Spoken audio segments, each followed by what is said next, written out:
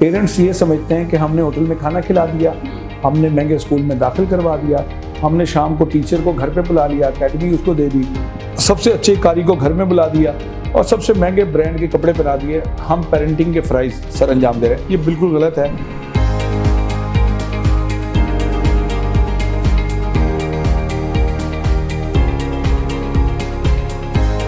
अस्सलामुअलैकुम एवरीवन, मैं हूं आपकी होस्ट मुआफ़िया मलिक। हम और आप विद PNY के एक न्यू शो के साथ। PNY ट्रेनिंग एक ऐसा अदारा है जिसमें हज़ारों से ज़्यादा स्टूडेंट्स को हम डिफरेंट कोर्सेज करवाते हैं और 100+ कोर्सेज यहाँ करवाए जा रहे हैं जो कि इंफॉर्मेशन टेक्नोलॉजी के लिहाज से अपनी बेस्ट सर्विसेज दे रहे हैं। और इस प्रोग्राम में हम और आप विद PNY में हम बात करते हैं डिफरेंट एक्सपर्ट से, हम उन्हें अपने शो में बुलाते हैं जिससे हम भी कुछ सीख सकें और आप लोग भी कुछ सीख सकें। तो आज का भी शो हमारा बहुत ही डिफरेंट है। हम बात करेंगे डिफरेंट पर्सपेक्टिव के हवाले से, स्पेशली यंगस्टर्स के हवाले से, बच्चों के हवाले से, किस तरह से वो अपनी लाइफ को पॉजिटिविटी के साथ लेकर चल सकते हैं। जो हमारे साथ गेस्ट मौजूद हैं, मैं सबसे पहले उन्हें वेलकम करती हूँ अपने शो में। अस्सलाम वालेकुम सर, कैसे हैं आप? वालेकुम सलाम, बहुत शुक्रिया।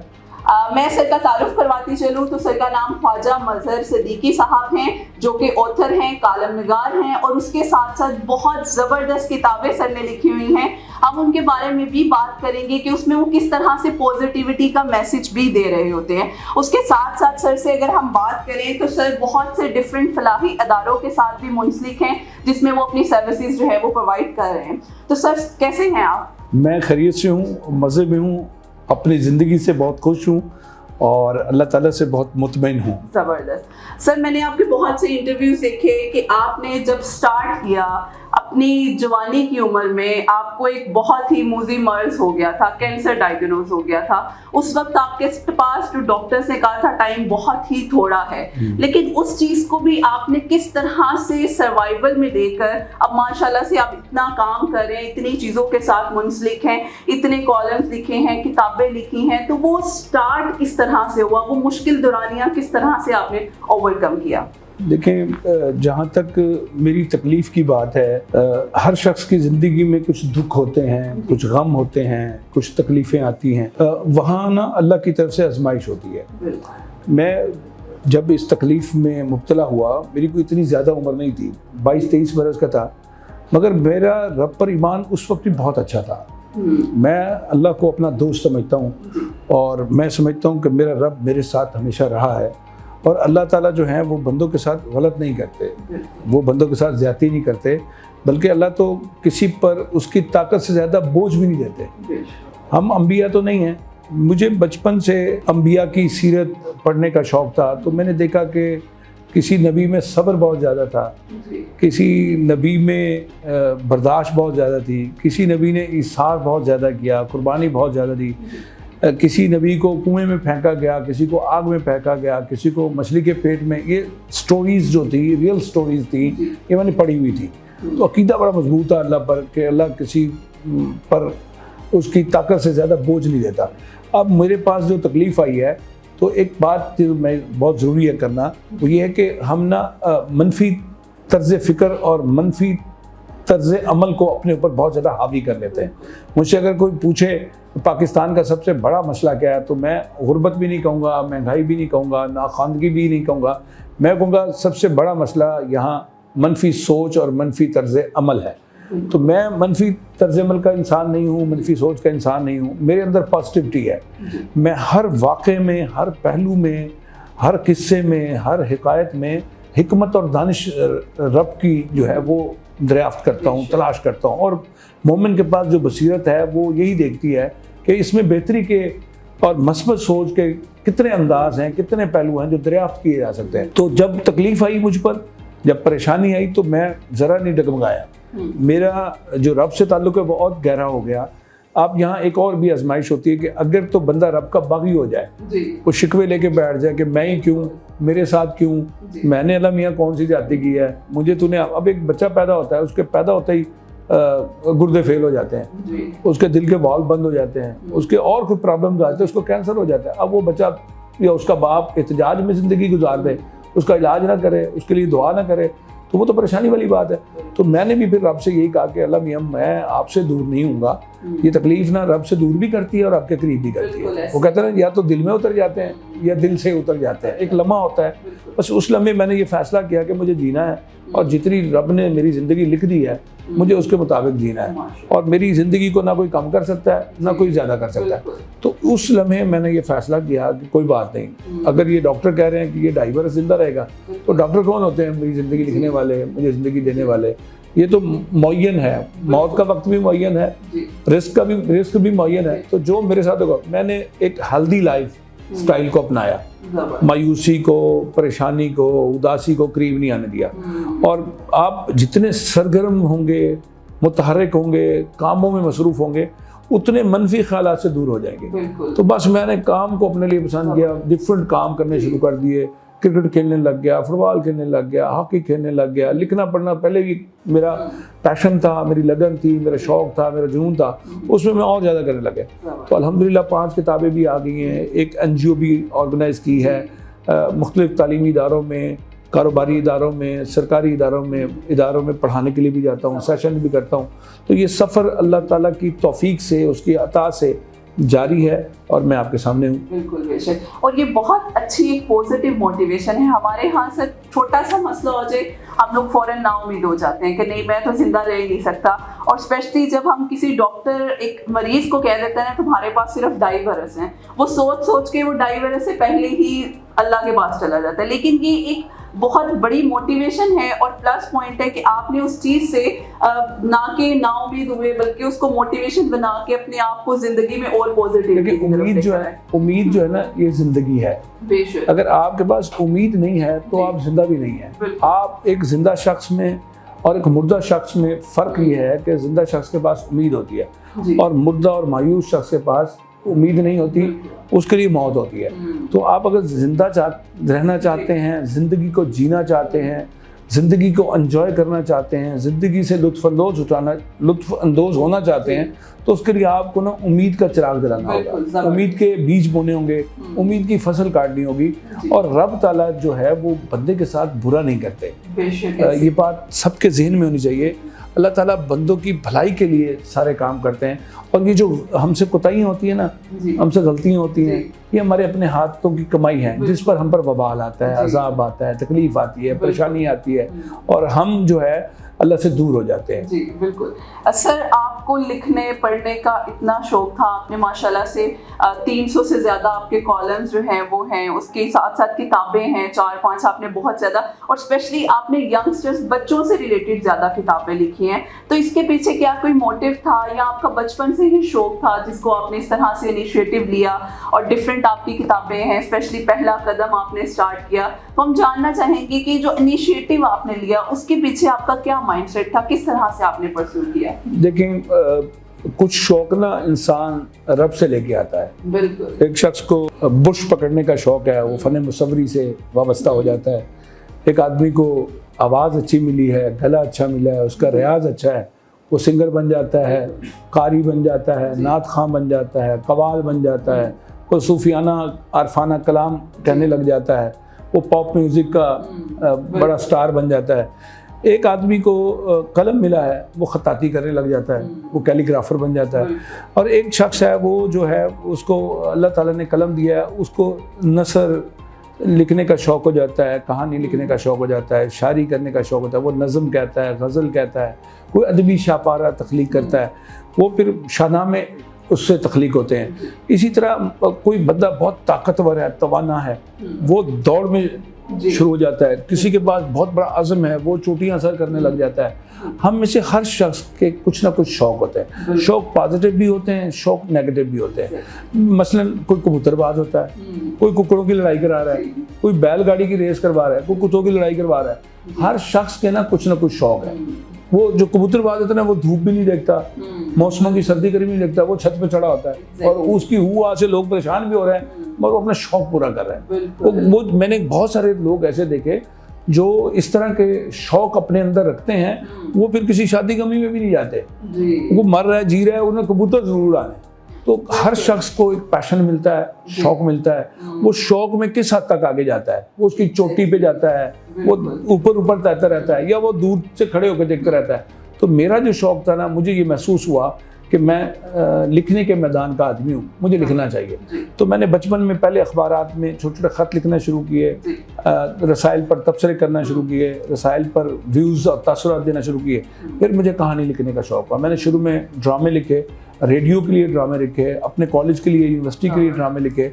फिर मैंने एक्टिंग भी की, थोड़ी सिंगिंग भी की, मुझे फ़न गुलकारी थे, मगर वो मेरे शौक ना वक्ती थे, कुल वक्ती।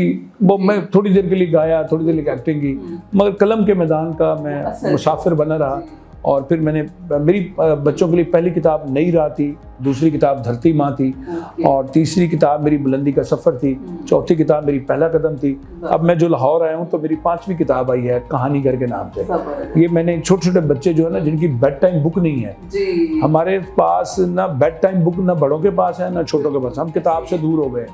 हम जो है वो बहुत सारा वक्त शॉपिंग को भी दे देते हैं, आउटिंग को भी दे देते हैं, पढ़ाई को भी दे देते हैं, सिलेबस भी पढ़ लेते हैं, नहीं पढ़ते तो हम किताब नहीं पढ़ते। तो ये मैंने एक छोटी सी किताब लिखी है, वो 100-150 सफ़े की है, और जिसमें बच्चों के लिए बेड टाइम स्टोरीज लिखी है, और उन कहानियों में मैंने नफ्सियाती तौर पर बच्चों की तरबियत की है। एक बच्चा छोटे कद का है, उसका मसला है। एक बच्चा रात को सोते में बिस्तर गीला कर देता है, उसका मसला है। एक बच्चे का रंग काला है और वो स्कूल नहीं जाता कि उसको कालू कहते हैं, छोटे को बोना कहते हैं, हाँ जी। और एक बच्चा है जिसको अपने मुल्क में खौफ महसूस होता है, ख़तरा महसूस होता है, बम धमाके हो रहे हैं और वो पाकिस्तान से बाहर जाना चाहता है। और इसी तरह एक बच्चा है जिसको इम्तिहान का खौफ है, वो इम्तिहान आता है बीमार हो जाता है, टीचर की डांट का खौफ है, वो स्कूल नहीं जाता, वो पढ़ना नहीं चाहता। एक स्लो लर्नर बच्चा है, वो बाकी बच्चों से पीछे रह जाता है, स्कूल में उसकी इंसल्ट होती है। और एक बच्चा हकला है, हकलाता है, वो स्कूल में बोल नहीं सकता, उसको तोतला कहते हैं, हकला कहते हैं, वो स्कूल नहीं जाता। ये मुख्तलिफ बच्चों के नफ्सियाती मसाइल हैं, छोटे छोटे ज़हनी मसाइल हैं, तो इसलिए उलझने हैं। तो मैंने अपनी कहानियों में इन मौज़ूआत पर कहानियाँ लिखी हैं, मुल्क से मोहब्बत से, दीन से मोहब्बत से, मसाइल से निकलने के हल बयान किए हैं। तो वो छोटे छोटे बच्चे पढ़ें, और बल्कि मैं तो ये कहता हूँ कि कहानी घर की कहानियाँ बड़ों के लिए भी हैं, माँ बाप भी पढ़ें। हमारे यहाँ वालिदैन ने अपनी शादी की बड़ी तैयारी की होती है, बड़ा अच्छा वलीमा, बड़ी अच्छी मेहंदी, बड़ा अच्छा निकाह। अगर उन्होंने थोड़ी सी कुछ किताबें भी पढ़ ली होती तरबियत औलाद के लिए, तो आज औलाद यूँ ख्वार ना होती, बिरहरवी का शिकार ना होती, मसाइल में ना उलझी होती, और उस पर हम इल्ज़ाम न दे रहे होते। तो वालिदैन के लिए भी ये कहानी है। बिल्कुल, और ये बड़ा एक इम्पॉर्टेंट जेस्चर है कि हमारे बच्चों को मोबाइल दे दिया जाता है, गेम्स खेलो, ये कर लो, एक हेल्दी तरीके से, जिस तरह आपने बताया। इन बुक्स का एक बड़ा ही पॉजिटिव एस्पेक्ट है कि हम रोज रात को थोड़ा टाइम वालिदैन इसी तरह बच्चों के साथ स्पेंड कर सकते हैं। आप उन्हें कोई एक अच्छी छोटी सी स्टोरी सुनाएं ताकि वो आपको टाइम भी दें और उनके अंदर एक पॉजिटिविटी भी इन्हांस हो। माफिया, मैं आपको बताता हूँ, हमारा जो बचपन था तब हमारी नानी और दादियों के पास ना बड़ा वक्त होता था। हमारी नानी माँ, हमारी दादी माँ, जब हम ननिहाल में होते थे, छुट्टियों पर जाते थे, तो वो हमें रात को एक कहानी सुनाते थे। और हमारी दादियाँ, अब आपको जो ये कहानी की जो इब्तिदा ना, ये लोरियों से हुई है। बच्चे लोरियाँ सुनते थे और वो कहानी में बच्चे सीखते थे। जो छोटे बच्चे होते हैं ना, वो परिंदों और जानवरों की कहानियाँ शौक से सुनते हैं। फिर जो थोड़े उससे बड़े होते हैं ना, वो जिन्नों की, परियों की, भूतों की, चुड़ैलों की, बादशाहों की, शहजादियों की कहानियाँ सुनते हैं, नेक दिल परी, रहमदिल फरिश्ता। फिर जब वो बड़े होते हैं ना, वो फिर जवां मर्दी की और बहादुरी की कहानियाँ पढ़ना चाहते हैं, तो जिससे भरपूर। फिर वो आसमानों की सैर वाली कहानियाँ नहीं पढ़ते, फिर वो दुनिया में आगे बढ़ने की कहानियाँ पढ़ते हैं। तो हमें वो दुनिया की तारीख की, अपने असलाफ की जो कहानी है, वो हमने नानी दादियाँ से सुनी थी। मगर आज की नानी के पास ना सेल फोन है, दादी के पास भी सेल फोन है, उसके पास बच्चों के लिए वक्त नहीं है। तो मैं ये कहता हूँ कि बच्चों को किताब में लाने से मुराद ये है कि जब आप आउटिंग और फैशन और शॉपिंग के लिए बाहर निकलें, तो बच्चों के लिए किताबें भी खरीदें, अपनी शॉपिंग में किताब को शामिल करें। और आपके घर का एक कोना जो है, कॉर्नर जो है, वो बुक कॉर्नर होना चाहिए। ये जो किताबें घर में होती है ना, ये असल में घर के चिराग होते हैं, जो ज़हनों को रोशन करते हैं, सोचों को वुसअत देते हैं, और अमल के लिए आपको बहुत दूर तक ले जाते हैं।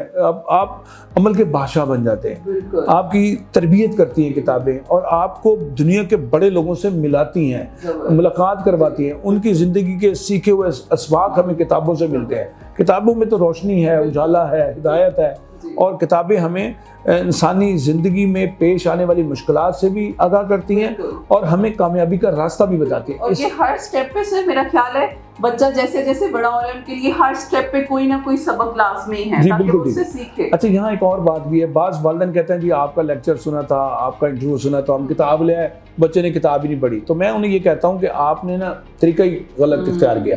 आप अपनी पसंद से बच्चे के लिए किताब ले आए। जब आप कपड़े के लिए, जूते के लिए बच्चों को साथ ले जाते हैं और उनकी फरमाइश करते हैं, उनकी पसंद का ख्याल रखते हैं, तो किताब घर में भी, किताबों की दुकान पर भी बच्चे को साथ लेके जाएं और उससे कहें कि वो अपनी पसंद की किताब चूज़ करें। और जब वो किताब लेके आए तो आप फिर वक्फ हो जाएं कि आप उसे कहें, दिखाएं क्या लिखा हुआ है, आप उस ऊंची आवाज़ में पढ़ें और बच्चा उसमें दिलचस्पी ले। फिर आप उसे कहें यार ये बताना कि क्या लिखा हुआ है, मुझे समझ नहीं आ रही, इसका क्या मतलब है, तो बच्चा उसमें दिलचस्पी लेगा। और आप उसमें एक दिन ना वक्फ करें बल्कि तवातुर के साथ, कंसिस्टेंसी के साथ आप बच्चे को पढ़ाई की तरफ लगाएं और बच्चा बुक लवर बन जाएगा। बिल्कुल, ये बड़ा एक अच्छा पॉइंट है। तो सर लास्टली बातें बहुत सी हैं लेकिन टाइम हमारे पास कम है। आप हमारे इन पेरेंट्स को क्या पॉजिटिव मैसेज देना चाहेंगे कि वो अपने बच्चों की तरबियत को इसी तरह से पॉजिटिविटी के साथ, क्योंकि आजकल के हमारे नौजवान बच्चे हैं, 2-3 साल के बच्चे को भी डिप्रेशन हो रहा है और वो कह रहे होते हैं मुझे गुस्सा आ रहा है, मुझे साइकोलॉजिकल इश्यूज हो रहे हैं, मुझे कंसल्ट करना चाहिए। अब वही पेरेंट्स उस वक्त बच्चों की अगर एक अच्छी तरबियत करते हैं तो बच्चे इन चीज़ों से, इन नेगेटिव अलाइनमेंट से ही दूर रहते हैं। तो उन पेरेंट्स के लिए आप स्पेशली क्या मैसेज देना चाहेंगे हमारे ऑडियंस को? देखिए, सबसे पहली बात तो ये है कि तरबियत औलाद एक पूरा मजमून है। बिल्कुल। पेरेंटिंग एक पूरा सब्जेक्ट है। असल में तो सॉरी टू से, मैं बहुत अफसोस के साथ कह रहा हूँ, अब पेरेंट्स ये समझते हैं कि हमने होटल में खाना खिला दिया, हमने महंगे स्कूल में दाखिल करवा दिया, हमने शाम को टीचर को घर पे बुला लिया, एकेडमी उसको दे दी, सबसे अच्छे कारी को घर में बुला दिया और सबसे महंगे ब्रांड के कपड़े पहना दिए, हम पेरेंटिंग के फ़राइज़ सर अंजाम दे रहे हैं। ये बिल्कुल गलत है।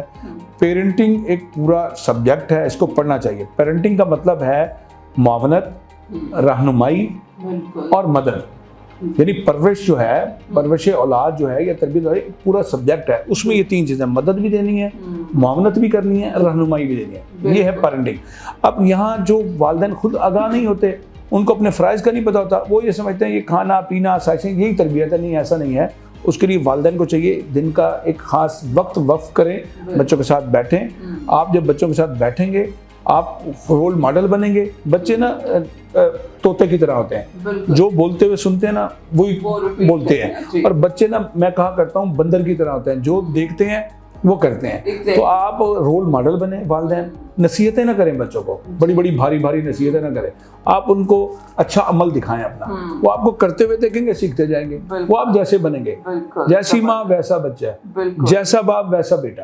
तो इसलिए गुजारिश ये है कि वालिदैन को चाहिए वो तरबियत औलाद पर खुद तरबियत लें और वो समझें कि बच्चों की किन खतूत पर तरबियत करनी है और अपने बच्चों को ज़्यादा से ज़्यादा तालीम दें। और तालीम वो वाली ना दें जो डिग्री का एक कागज़ हो, बल्कि वो वाली तालीम दें जिसमें तरबियत भी हो, बच्चे तहजीब भी सीखें। उस तालीम का कोई फ़ायदा नहीं कि बच्चे माँ के सामने बोल रहे हों, बाप के सामने ऊंची आवाज़ में बोल रहे हों, नाना दादा की सुन ना रहे हों। ऐसी तालीम का कोई फ़ायदा नहीं। बच्चों के अंदर जो पहली चीज़ आनी चाहिए वो ये है कि वो आपकी अताअत करें, आपकी फरमाबरदारी करें। वो तब करेंगे जब आप उनकी तरबियत अच्छी करेंगे। और तरबियत अच्छी करने के लिए कि तरबियत के जो लवाजमात हैं वो सीखने चाहिए, तभी तामीर शख्सियत होगी, तभी एक अच्छा माशरा तश्कील पाएगा और तभी हम तरक्की करेंगे और कामयाबी की राह पर गामजन हो जाएंगे। ये बहुत अच्छा एक पॉजिटिव मैसेज है, ना सिर्फ हमारे पेरेंट्स के लिए बल्कि यंगस्टर्स के लिए भी, कि वो अपनी लाइफ को किस तरह से स्टार्टअप करते हैं। और ये बहुत इंपॉर्टेंट है, बुक रीडिंग बहुत इंपॉर्टेंट है, उसके साथ साथ आप अपनी लाइफ को किस तरह से पॉजिटिविटी की तरफ लेकर जाते हैं। तो thank you so much sir for your time, बहुत अच्छा लगा। मैं आपका भी और PNY का बहुत शुक्रिया अदा करता हूँ तो मुझे मुल्तान से बुलाया और यहाँ बात करने का, अपना मौक़िफ़ बयान करने का, और जो दर्द दिल में छुपी बातें हैं उनको उजागर करने का मौका दिया। Thank you so much everyone. इंशाल्लाह हम फिर हाजिर होंगे एक न्यू शो के साथ। तब तक के लिए हमें इजाज़त दीजिए। अल्लाह हाफ़िज़।